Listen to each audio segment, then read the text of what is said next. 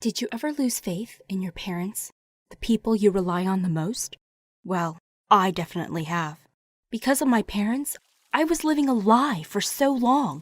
They were hiding something that I could never have imagined. I know my story is strange, but I'll explain from the beginning. My name is Cassie, but my dad always calls me Princess Cassandra. My mom passed away a few years ago. She was really sick. Cancer. We cared for her as much as we could, but eventually the illness won and took her from us. Since then, it was just me and Dad. It was sad at first. I remember crying myself to sleep for the longest time. We lived in a small apartment and enjoyed doing simple things together like watching movies and eating pizza. My dad always came home late and worked so hard, but when he came home, he always gave me a big hug and asked, "How's my princess?" And then, "How's the kingdom?" He always made an effort to be happy around me, smiling and hugging. It felt good when we were together. Sometimes at night, I would still remember Mom and cry. And he would come to my room and tell me it will be okay and that Mom will always be with us in our hearts. My dad was a humble construction worker. He's really good with fixing houses and making them look amazing. If you ask me, he was the best worker in his company. Life back then was nice and simple. One day, a few months after things started getting back to normal, my father met this woman, Stephanie. When he told me about her, he was smiling as if he got some life back into him. He walked taller and dressed way nicer. He started hanging out with Stephanie more and more. I didn't mind, as I was really happy for him that he was finally laughing and happy again. After a short while, he brought her to meet me at a restaurant. She seemed okay, I guess. She wasn't my mom, not by a long shot. But she did make my dad happy. I found her a little airheaded and silly. I couldn't figure out what Dad found in her. But when I looked at him, I saw him smiling outside the house. That was a rare thing. Almost never happened since Mom passed away. I wanted to see him smile for so long. I was okay with it, as long as she was making him smile like that. A few weeks after my dad and Stephanie met, she moved in with us. But it was so obvious that she didn't like our apartment. She would always make these sarcastic remarks. If we only had more space, we wouldn't bump into each other so much. Or comparing us to some of her rich friends, how they had this nice home cinema or a big jacuzzi and we didn't. Not too long after Stephanie moved in with us, my dad told me that we are moving to another house. I was shocked. Moving? How? I knew how the world works. How can we move if we are barely making enough for this place? For example, sometimes when I asked my dad to buy me stuff, he would tell me he wished he could, but we just don't have the money for it right now. It looked like he and Stephanie have already decided, and I didn't have any say in the matter. This was super weird, since until then, we always talked about any major decision and decided together. We would make a list together with pros and cons, and then make a decision. I was so hurt that he didn't even ask my opinion, like, at all. Then we all moved together to this big house. It was huge, with many rooms, marble floors, and those poles inside the house, like a museum. My dad said, "A palace for my princess." And I was so happy. I ran through all the rooms with hands wide open, counting the number of rooms, and my dad was running after me. When I got to room number 12, he caught me with his big bear hug and swung me in the air. That night in my room, I started thinking, and something didn't make much sense. I knew my father was not that rich. I saw houses like this in those reality shows, with all the celebrities and other millionaires. But I was so confused. How can we suddenly afford this kind of house? It's impossible. Everything just looked so expensive. It even came with furniture and a room just for me, with all the dolls in the world. When I asked my dad how it was all possible, he smiled and said he got a big promotion at work. I jumped into his arms and we hugged for the longest time. I was so happy to hear that. I didn't really mind our old life, but this was really amazing. Since we moved to a new area, I had to move to a new school too. I was scared of how the kids will be like.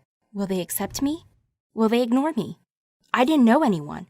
and it looked so massive. They even had swimming pools in the school. Not to mention the 8 tennis courts, baseball, football, and soccer fields, and an absolutely huge gym. I had to make new friends, join new clubs, know all the shortcuts to get to class. Everything was new and all, but after a little while, it got easier. This school was different from my old one. Everyone here was so fancy. With their nice shoes and expensive makeup, it was as if I entered one of those Hollywood shows with all the rich kids. And yes, they gave me a uniform with that skirt and that bow. It was okay, but I felt like everyone was looking and judging everyone all the time. It was weird, and it felt really weird. They never showed that in the movies. The other night, I heard my dad and Stephanie arguing in whispers when they thought I couldn't hear them. Stephanie called my dad cheap and lazy, but that's impossible. He was never any of those things. He gave us this amazing house and everything. We were living like royalty. That winter, my dad took me aside and told me that we had to move again. Again, super weird. We just moved to this big fancy house and now we have to move again? What's wrong with this house? Moving again meant starting over in the new school and oh my God, I finally started having friends again. And all the clubs I joined, the debate team. Oh no, we have a match next week. It felt as if Stephanie was behind this. Dad wouldn't do this to me. This must be why he was acting so strange. And he didn't ask me. Again. I was so angry at her. At him. Why would they do this to me? Why would they rip me from my friends and for the second time? This is unbelievable. And when I told him all of this, he shouted at me for the first time ever. Stop being such a baby. We need to move and that's final. I was shocked stiff. He scared me. He never behaved like this. He used to be just like a monk. Always happy, always calm. What is happening here? We moved to another big house. It was just as big as the first one, but this house had so many gadgets. It was one of those smart houses with remote fireplaces, TVs in the walls or dropping down from the ceiling of every room, and a pool that comes out when you press a button, and the courtyard opens up. But none of this meant anything anymore. I thought it was all useless toys. I was so angry. Once again, I had to go to a new school and get a new uniform. Everyone looked at me as the new girl again, and I had no one. All my friends were at the other school, and they were so busy with their dances and parades that they completely forgot about me. I didn't understand why Dad and Stephanie would put me through this again. Don't they know what it's like? It was horrible. It felt as if I'm being ripped apart from the only good thing I had. I felt so lonely. My dad heard me cry, sat by my side, and said real softly, "Don't worry, everyone loves you. You'll make new good friends again. We had to move because of my work, but I just want the best for you, my princess." I don't care. I hate it here. I cried even harder. He then brought me that tasty chocolate filled with peanut butter that I'd like so much and asked, "Who's my princess? Who can do anything?" I smiled and agreed with him. He always knew what to say to make me happy.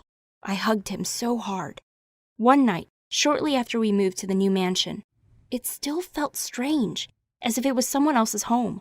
I heard my dad and Stephanie arguing. Hearing them argue and fight wasn't unusual, but this time, it was really bad. Stephanie was shouting awful things at my dad, how he'll always be poor, how he's a fraud, and how everyone can see right through him. He in turn called her a witch. She took her suitcase and left the house. He went after her, but quickly returned. What did she even mean? I ran to my room and pretended to be asleep. Their fight ran over and over in my head.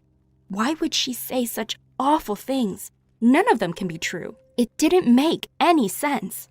A few weeks after Stephanie left, something very strange happened. I arrived home from school just like any other day and was surprised to see strange people parking their car and entering our house. People I've never seen before. Oh no, we were getting robbed! I grabbed my phone and was about to call the police, but then I saw my dad in the driveway, with our car packed with all our stuff in it. I had no idea what was going on and ran to him. "There are people in our house!" I screamed. But he acted all casual-like and told me to go sit in the car. I opened the window while he shook the man's hand, and they seemed very happy. The stranger's kids looked happy too and ran into the house. There was a girl, a little younger than me. She had the same doll as the ones in my room. Everyone was acting as if everything is normal, but nothing was normal. Why would these people take our house? Why would my dad be so happy about it? I didn't know what to do. My head was spinning. Eventually, my dad entered the car and we drove away. I wanted to ask him about what had happened, but he said, "Not now, honey, not now." My head was about to explode. I didn't know what to make of it. I remembered the fight my dad and Stephanie had back at the house, where she shouted at him that he was a fraud and a liar. A fraud and a liar. We went to a small motel on the road, not far from the house, and unpacked everything. My dad said to get settled in and went into the shower. When I finally had a moment to myself, I sat on the bed and started crying. Crying so hard, I couldn't stop myself. Was my dad really a fraud? Was he really a liar? What is happening here? None of it made any sense. None of it. My dad came out of the shower and saw me crying. He held me and said he was sorry and that I was not supposed to see that.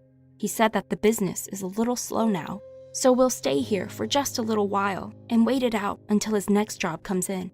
He said, "My boss, Richard, you remember Richard, right? He said the next house should be ready in just a few weeks."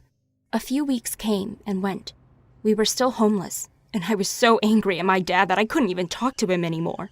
Every day when he called me for dinner, I would take the plate and eat in my room. How could I ever speak to him again? How could I ever trust him again? He's a fraud and a liar. And even worse, he lied to me, his princess, or so he said. Eventually, we moved to a small apartment, but it didn't change anything for me at all. I was still angry at my dad, and we haven't spoken in weeks by then. I went to a public school in the area. Kids were normal there. It was not as fancy, but everyone was nice and welcoming. I joined the club and made new friends. By now, I was kind of an expert at making new friends, and I was telling everyone stories about where I used to live. Everyone loved to hear the stories about the palace with 1,000,000 rooms. The other day, I came into the kitchen to take something to eat. My dad was working on his laptop and talking on the phone. I overheard him on a call. He was talking on the speaker while working and didn't notice me at all. His boss was pretty much yelling at him. He was so angry. Why is the house not ready yet? Why is he not getting the team to work properly? Why are all the permits not signed? My dad tried to open his mouth to explain, but didn't get a chance to say anything when his boss hung up on him while saying, "You're walking on thin ice here, mister. Really thin ice." My dad sat down quietly for a moment, holding his head with his hands, and I heard him weep. He was crying. My dad was crying. I've never in my life seen him cry. Ever. I came to him and asked, "What's wrong, Dad?" He quickly wiped the tears from his face and said, "It's nothing, honey. It's nothing. Just work." I hugged him and he hugged me back. This is the first time I saw him. I mean, really saw him. And we talked. We really, really talked. Thinking about it now, we haven't had a real talk since Mom died. He told me how sorry he was for the whole thing with Stephanie, how she wanted to impress her rich friends and feel rich, and how she made him live in the houses he was fixing before the owners came back from their summer homes. He asked if I remembered all the brunches we hosted with Stephanie's friends, and told me how she threatened to leave him if he didn't do it. He was so sorry. He said over and over how he felt so lonely and thought he had no choice. I told him I felt lonely too, and that he'll always have me, and we talked for hours. We got pizza and ice cream and sat down in the living room. He promised he'll never do anything again to make me feel lonely. It was so stupid of him to ever think it was okay to do. And for what? It meant nothing, and I agreed. I guess sometimes adults can be irresponsible, but I couldn't stay mad at my dad any longer. What did you think of my story? Please share your thoughts with me in the comments, and don't forget to subscribe for more.